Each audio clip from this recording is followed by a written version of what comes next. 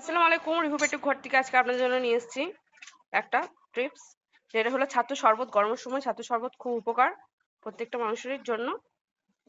ছাতু শরবত খেলে শরীর ঠান্ডা থাকে। তো চলুন আমি কিভাবে তৈরি করছি বাড়িতে সেটা আপনাদের সাথে শেয়ার করছি, দেখতে থাকুন। ফার্স্টে আমি একটা জার নিয়ে নিয়েছি। ফার্স্টে আমি নিয়ে নেবো কিছু পরিমাণে ছাতু।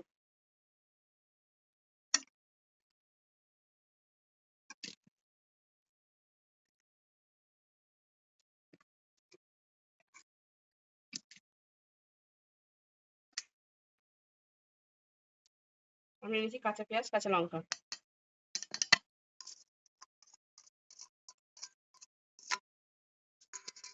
দিয়ে দেবো কিছু পুদিনা পাতা, ধনে পাতা।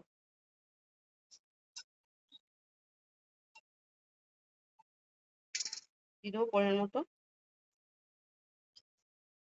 লেবু।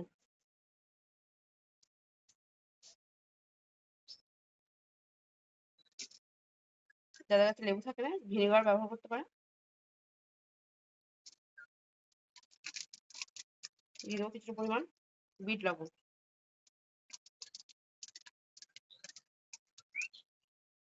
কিছু পরিমাণ বিট লবণ। অল্প একটু জল দিয়ে গুলিয়ে নেবো।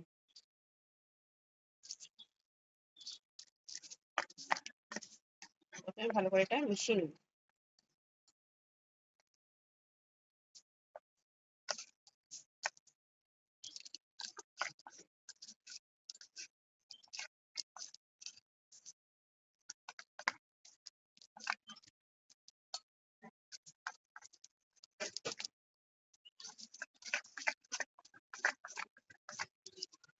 এবার আমি পরের মতো যেরকম করবো সেরকম জল দিয়ে দেবো। আপনি যদি 2 গ্লাস করেন 2 গ্লাস জল দেবেন, আর যদি 3 গ্লাস করেন 3 গ্লাস জল। তো এখানে আমি 3 গ্লাস জল,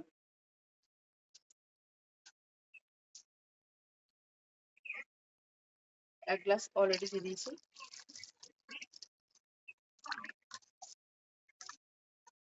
আর অল্প একটু দেবো।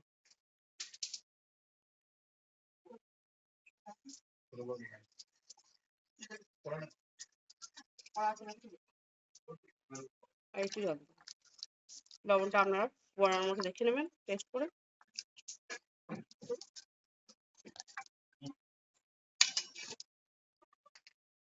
এর মধ্যে দিয়ে দেবেন ঘরে থাকা কিছু বরফ, বা বরফ যদি না থাকে তো আপনি কিছুক্ষণের জন্য যদি ফ্রিজে রেখে দেন তাহলে জিনিসটা ঠান্ডা হয়ে যাবে।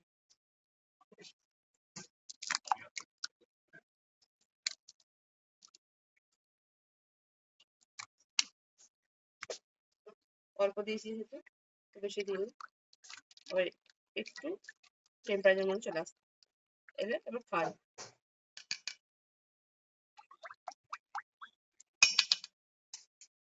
তো আজকের ভিডিওটা আপনাদের কেমন লেগেছে অবশ্যই কমেন্ট করে জানাবেন। এভাবে আপনারা বাড়িতে ছাতু শরবত আপনারা বাড়িতে তৈরি করে নিতে পারেন।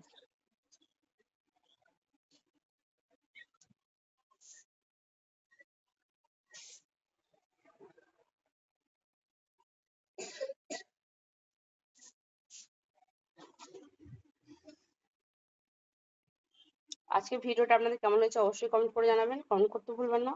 যারা এখন চ্যানেলটা সাবস্ক্রাইব করেনি অবশ্যই চ্যানেলটা সাবস্ক্রাইব করবেন প্লিজ। তো এরকম ধরনের ভিডিও দেখতে আমার পেজটা ফলো করুন।